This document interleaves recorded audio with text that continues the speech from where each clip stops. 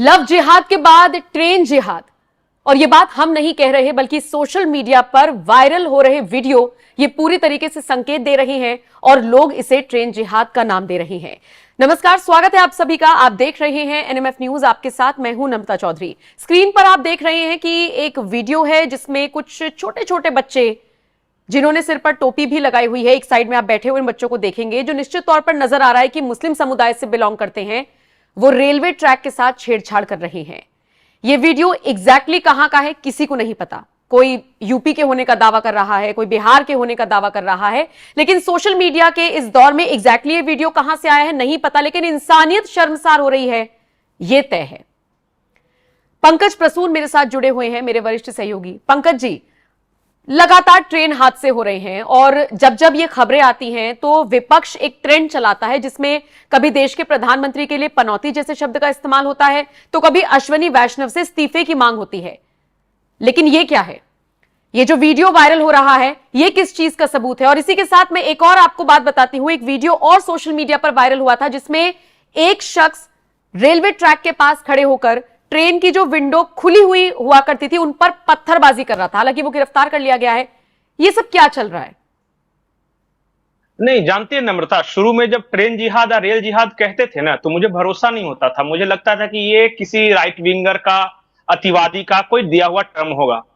फिर मैं खबरें पढ़ रहा था अलग अलग अखबारों के और मैंने कुछ आंकड़े निकाले। ये सिर्फ अगस्त 2024 के आंकड़े हैं और दर्शक ध्यान से सुने इन आंकड़ों को। अगस्त 26 राजस्थान के पाली में रेलवे ट्रैक पर सीमेंट ब्लॉक रखा गया था और वंदे भारत एक्सप्रेस वहां से गुजरनी थी, बाल बाल बच गई थी। अगस्त 23 यूपी के फर्रुखाबाद में रेलवे ट्रैक पर आयरन रॉड रखा गया है। अगस्त 17 कानपुर के पास साबरमती एक्सप्रेस के रेल ट्रैक पर बड़े बड़े पत्थर रखे गए और यह बात खुद रेलवे मंत्री अश्विनी वैष्णव ने घटना के बाद संसद में बताई। अगस्त 20 नयनपुर जबलपुर एक्सप्रेस डिरेल हो गई। ये पटरी पर रखे 3 मोटे मोटे लोहे के रॉड से टकरा गई। मध्य प्रदेश के कच्चापुरा स्टेशन के पास की घटना है। ये सिर्फ अगस्त की मैं बात कर रहा हूं। अगस्त 22 में अलीगढ़ के पास अफसान नामक एक शख्स को गिरफ्तार किया गया। अफसान रेलवे ट्रैक पर एलॉय व्हील बिछा रहा था।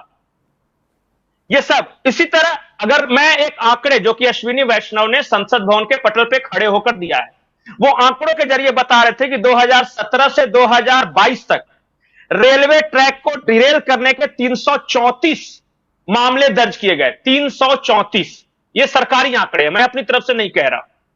ये रेल मंत्री संसद भवन के पटल पे कह रहे हैं कि रेलवे ट्रैक के साथ छेड़छाड़ हुई, ट्रेन को डिरेल करने की कोशिश की गई। अगर ये सारे आंकड़े जो कि अखबारों में छपे हो, मैं अपनी तरफ से कुछ नहीं बता रहा हूं, मैं फिर भी मान लेता कि ये किसी एंटी सोशल एलिमेंट्स का काम हो सकता है, लेकिन सारे के सारे में जो आरोपी हैं वो एक खास समुदाय के हैं। दूसरी और महत्वपूर्ण बात, अभी कुछ दिनों पहले टेलीग्राम पे एक वीडियो संदेश वायरल हुआ है और वीडियो संदेश है फरकतुल्लाह गौरी का।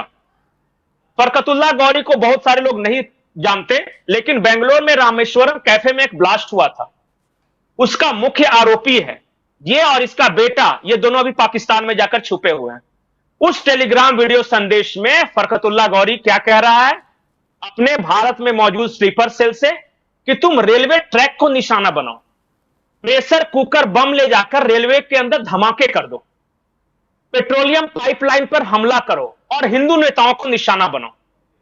ये 4 उसके मैसेज है जो कि बहुत वायरल हो रहे हैं। अगर हम तक ये मैसेज पहुंचे हैं तो उसके स्लीपर सेल्स तक जरूर पहुंचे होंगे। और एनआईए का दावा यह है कि फरकतुल्लाह गौरी का स्लीपर सेल नेटवर्क बहुत मजबूत है और बहुत दिनों पहले जब अक्षरधाम मंदिर पर हमला हुआ था, गुजरात वाला अक्षरधाम मंदिर, वहां भी यही फरकतुल्लाह गौरी जो था यह मुख्य साजिशकर्ता बताया गया था। तो गुजरात में इसने हमले को अंजाम दे दिया है, उसने रामेश्वरम कैफे ब्लास्ट में अंजाम दे दिया है। कहा जाता है, एनआईए का दावा है कि साउथ इंडिया में खास करके इसके स्लीपर सेल नेटवर्क बहुत मजबूत है। तो अगर ये अपने स्लीपर सेल्स को यह आदेश दे रहा है कि ट्रैक को नुकसान पहुंचाओ, पत्थर रखो, एलॉय व्हील रखो, लोहे के रॉड रखो, ये सब कह रहा है, डिरेल करो ट्रेनों को, सिग्नल से छेड़छाड़ करो, और उसके बाद ये सारी घटनाएं, मैंने सिर्फ अगस्त की घटनाएं बताई हैं। लेकिन पंकज जी, तो क्या पंकज जी, ट्रेन जिहाद अगर कोई करना चाह रहा है या ये टर्म अगर फ्रीक्वेंटली यूज हो रहा है तो ट्रेन जिहाद किसके खिलाफ है? अब कम से कम इस हरकत को देखकर तो नहीं कहा जा सकता कि सिर्फ हिंदुओं के खिलाफ है, क्योंकि ट्रेन में सिर्फ हिंदू बैठकर आ रहे होंगे, ऐसा तो नहीं है। दूसरा सवाल मेरा यह है कि माइनर्स को आगे किया गया है, छोटे छोटे बच्चे हैं जो इस तरीके की हरकत कर रहे हैं। इसके पीछे की एक बहुत बड़ी वजह फरकतुल्लाह गौरी ने अपने संदेश में ही कहा है। फरकतुल्लाह गौरी ने कहा है कि भारत की मोदी सरकार ने पाकिस्तान की इकोनॉमी को तहस नहस कर दिया है। वो कहता है कि बलूचिस्तान और पख्तूनख्वा में जो आतंकी हमले हो रहे हैं वो अफगानिस्तान के लड़ाकों को भारत की खुफिया एजेंसी रॉ तैयार कर रही है और पाकिस्तान में लड़ने के लिए भेज रहे हैं। तो हम भारत की इकोनॉमी को नुकसान पहुंचाएंगे। तो इकोनॉमी को नुकसान कैसे पहुंचेगा? पेट्रोलियम पाइपलाइन को हम डैमेज करेंगे।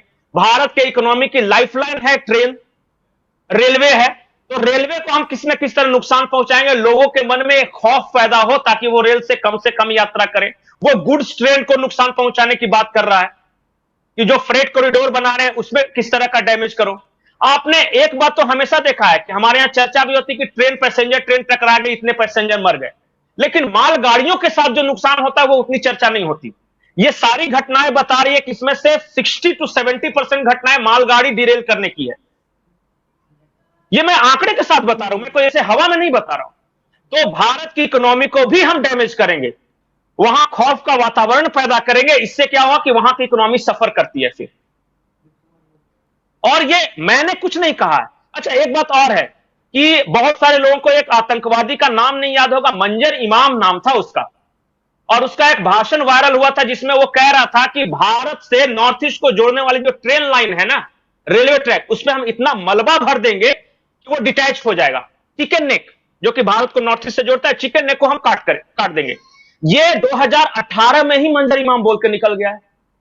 मतलब मैं ये नहीं कह रहा हूं कि सारे लोग ऐसे कर रहे हैं, लेकिन एक जहनियत तो है ना, एक सोच तो है ना कि ऐसे किया जा सकता है।